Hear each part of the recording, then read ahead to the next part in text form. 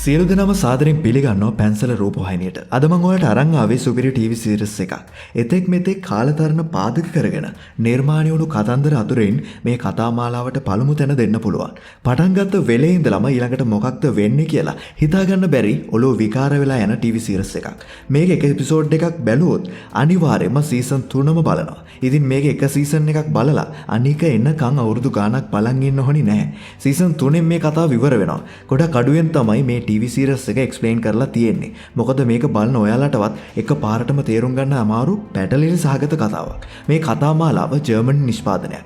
ඉතින් මේ කතා මාලාව බලපු හැමෝටමත් නොතේරුණු තැන් අපහැදිලි තැන් නිරවුල් කරගන්න බලපු නැති අය මේකේ රසය විඳ ගන්නත් ලෑස්ති වෙන්න. අපි ඩාර්ක් සීරීස් එකේ පළමු එපිසෝඩ් එකේ ඉඳන්ම පැහැදිලිවම අරන් එන්න සූදානම්. මේ කතාවේ සීසන් 3ම ඔයාලට අරන් එන්න මම බලාපොරොත්තු වෙනවා. ඉතින් කතාවේ අන්තර්ගතය කිව්වට නම හරියට කිව්වේ නැහැ. මේ සුපිරිම ගානේ ටීවී සීරීස් එක තමයි ඩාර්ක්. මේ කතාව ගෙතෙන්නේ වින්ඩන් කියන ප්‍රදේශය පාදක කරගෙන. මේ ප්‍රදේශයේ අභිරහස් ලෙස ළමයි අතුරුදහන් වෙන්න පටන් ගන්නවා. ඒත් ළමයි ගැන කිසිම හොඩුවාවක් කිසිම කෙනෙක්ට හොයාගන්න හම්බෙන්නේ නැහැ. ඒත් එක්කම තවත් අභිරහස් සිදි දාමයක් සිදු වෙන්න ගන්නවා. ඒ මොනවද කියලා ඔයාලට මේ කතාව බලාගෙන යනකොට දැනගන්න පුළුවන්. ඉතින් මේ සිදුවීමත් එක්ක තමයි මේ අති සුපිරිම ගණේ කතා මාලාව ආරම්භක එපිසෝඩ් එක පටන් ගන්නෙ. ඉතින් කතාවට යන්න කලින් තාමත් ඔයාලා අපේ channel එක subscribe කරලා නැත්නම් දැන්ම subscribe කරලා bell icon එකත් ඕල් දාලාම තියාගන්න. එහෙනම් අපි දැන් බලමු මේ සුපිරිම සීරීස් එකේ පළමු කතාවේ මොකද වෙන්නේ කියලා.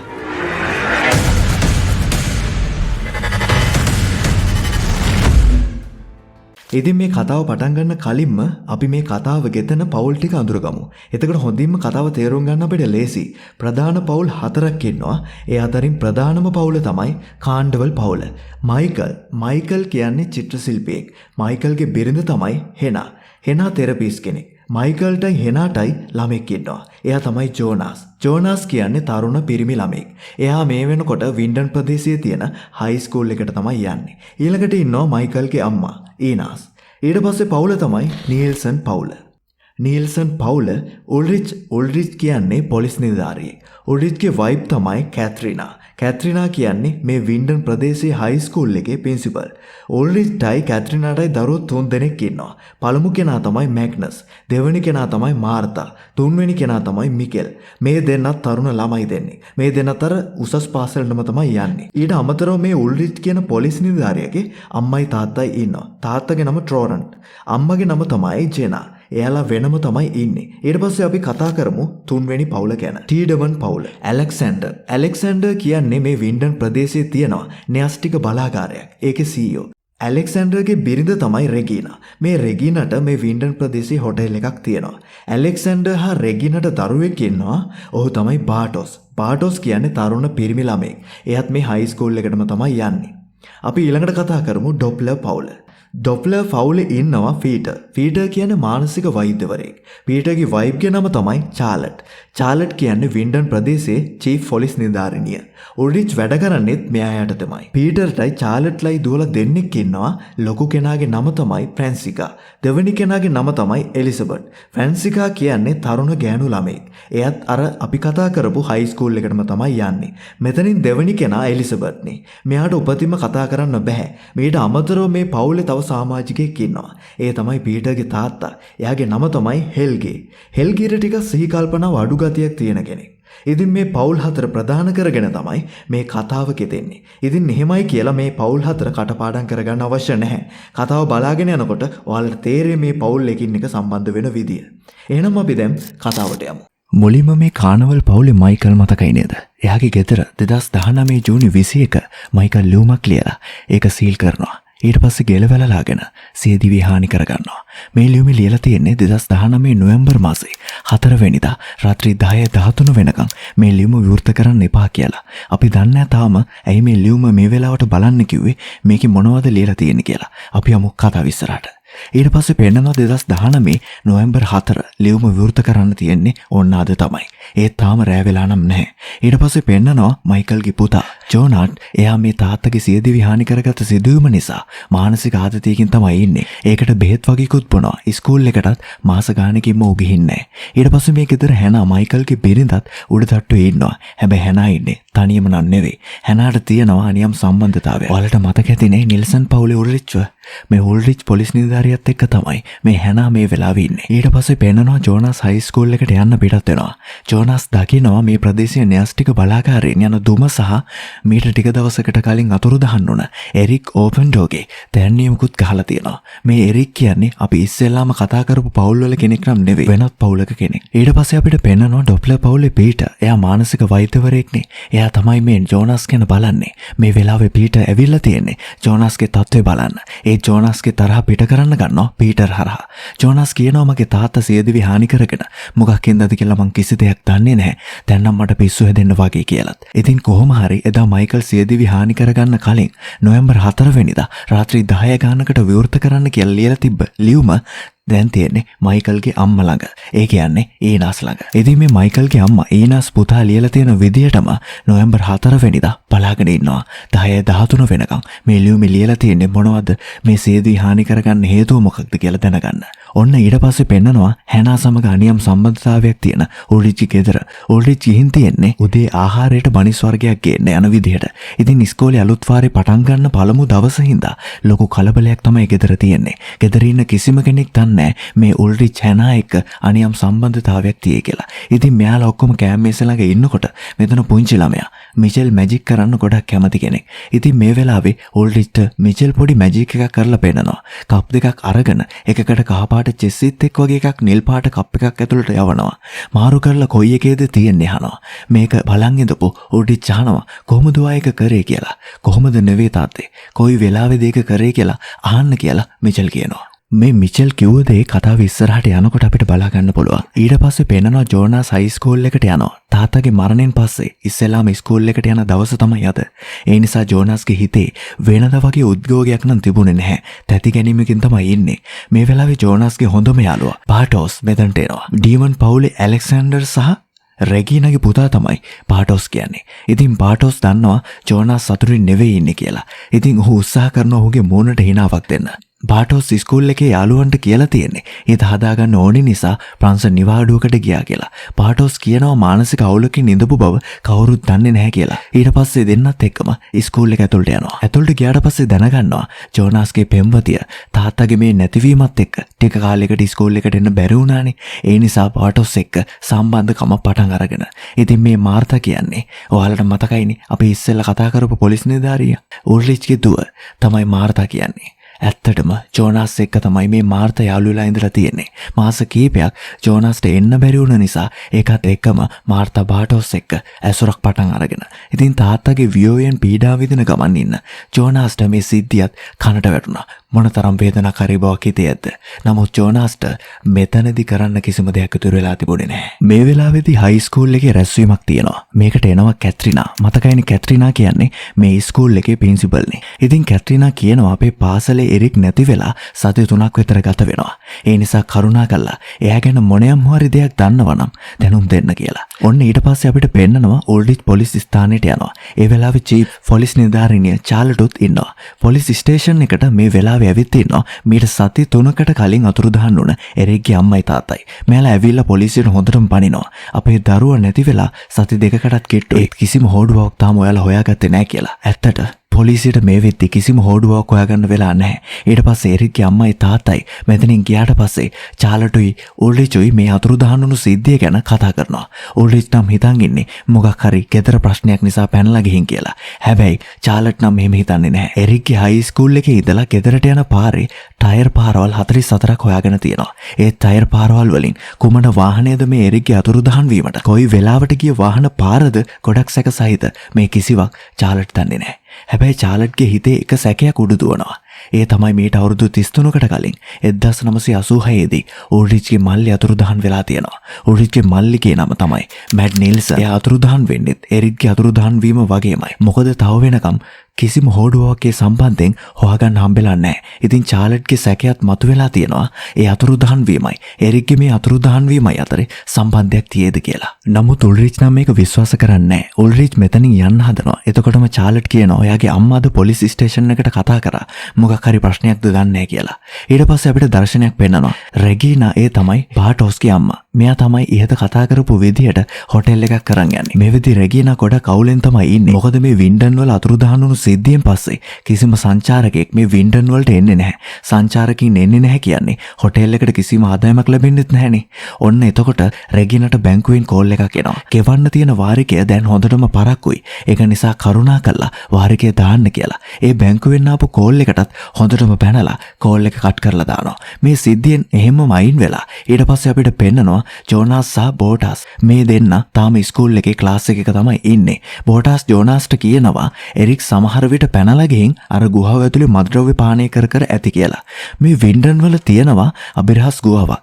මේ ගුහාව ඇතුලේ මත්ද්‍රව්‍ය පාවිච්චි කර ඉන්නවා ඇති කියලා තමයි බෝටාස් කියන්නේ. ඊට පස්සේ මේ දෙන්න කතා වෙනවා අද රැටේ ගුහාව පැත්තේ රවුමක් දාලා එරික් ඉන්නවද බලමු කියලා. ඊට පස්සේ අපිට පෙන්නනවා උල්රිච් එනවා. එයාගේ අම්මව හම්බෙන්න. ඒ කියන්නේ ජෙනා තමයි උල්රිච්ගේ අම්මා. ජෙනා කියනවා ඔයාගේ මල්ලේ අතුරුදහන් වුණු දවසේදී දැක්ක මිනිස්සයා එදා එරික් අතුරුදහන් වුණු දවසේදීත් කැලේදී මං දැක්කා කියලා. ඉතින් උල්රිච්ට හිතා ගන්න බෑ. එයාගේ අම්මා මේ කියවන විකාර මොනවද කියලා. ඒත් මේ ජෙනා අදහස් කරන්නේ හරියටම අවුරුදු 33කට කලින් එයාගේ පුතා ඒ කියන්නේ මැට් උල්රිච්ගේ මල්ලිනේ ඒ කාලේ වුණා වගේ ආය අතුරුදහන් වීම වෙන්න පටන් අරන් කියලා.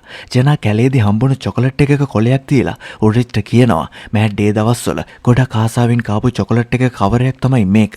මේක කොහොමද කැලේට ආවේ කියලා. ඒත් උල්රිච්ට නම් හිතා ගන්න බෑ. එයාගේ මල්ලි අවුරුදු 33කට කලින් කාපු චොකලට් එකක් දැන් මතුවෙන්නේ කොහොමද කියලා.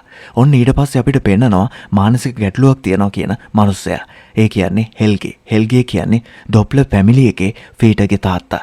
හෙල්ගේ මේ වෙලාවේ හිමියට මුමුණනවා. ආයෙත් මේ හැම දෙයක්ම වෙන්න යන්නේ කියලා. ඊට පස්සේ අපිට පෙන්නනවා හෙල්ගේ එක කනක් ගොඩක් කාලයකට කලින් තුවාල වෙලා. කැලල තාමත් පේන්න තියෙනවා.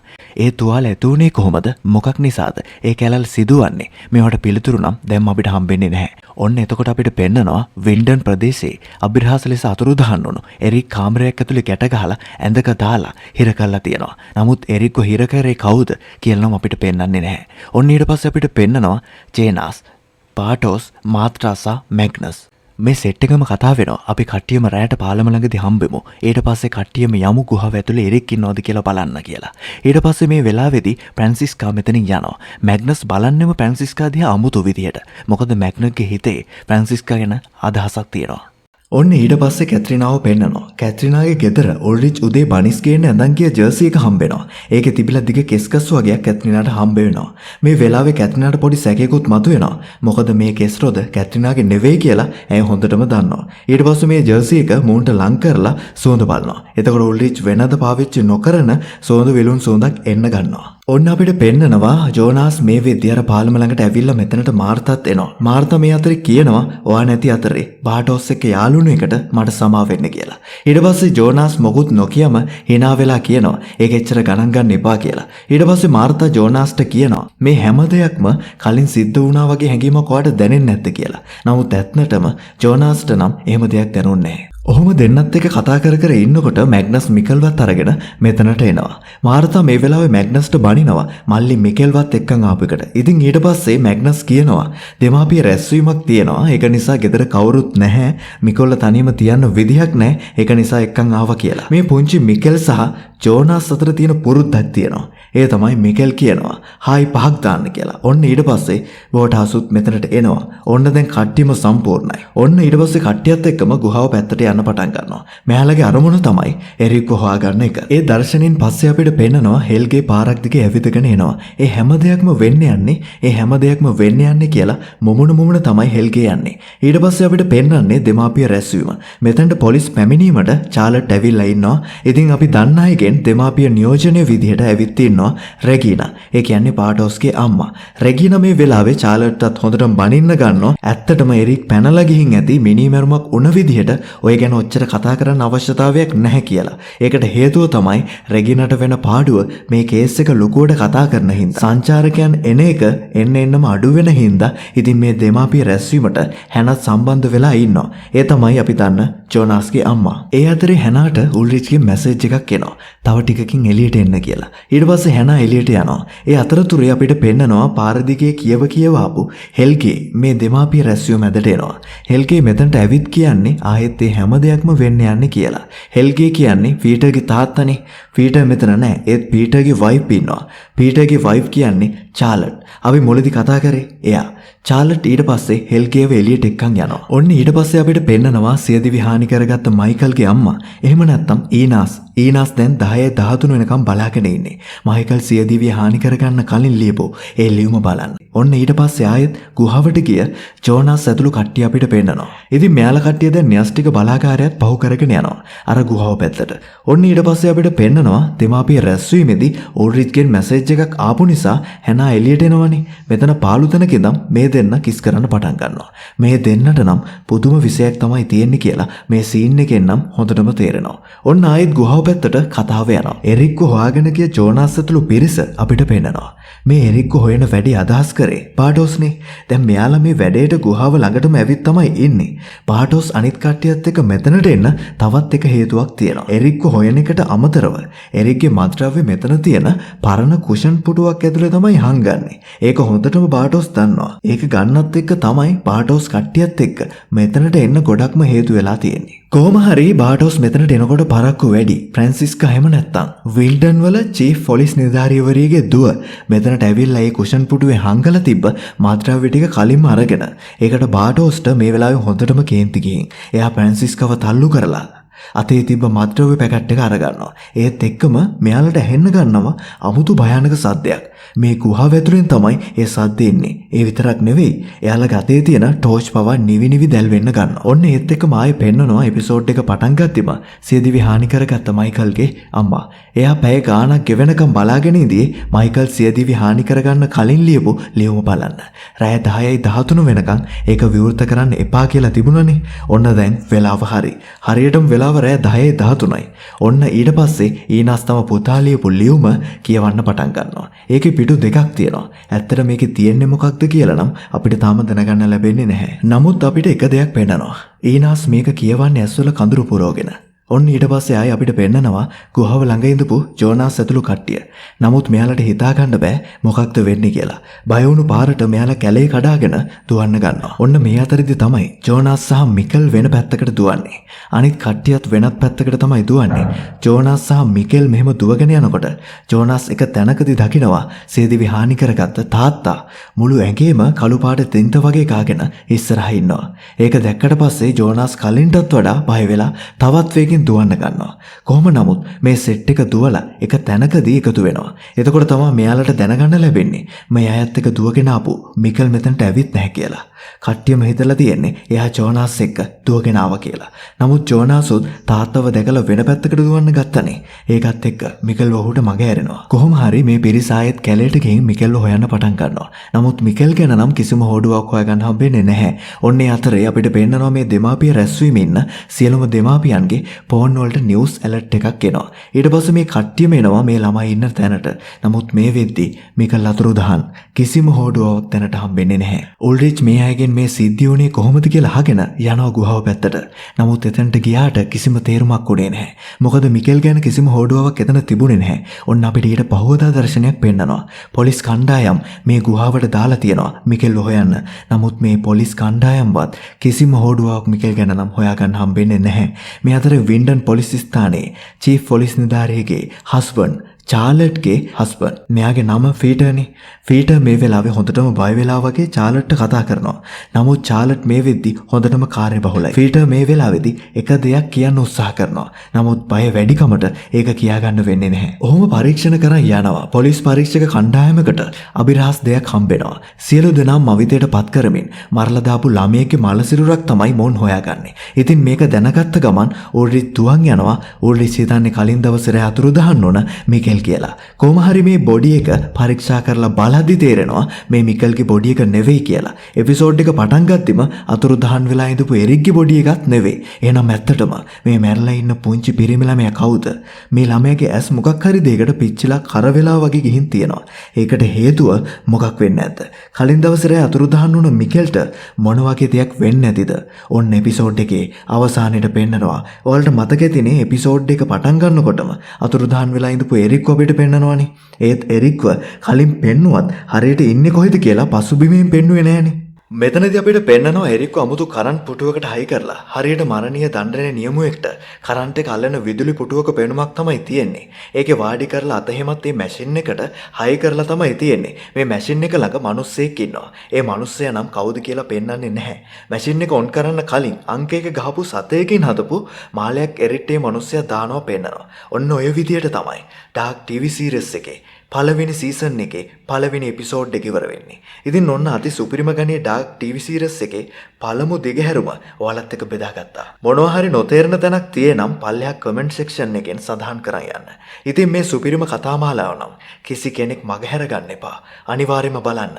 එහෙනම් දෙවෙනි එපිසෝඩ් එකෙන් හම්බෙමු. සුබ දවසක්.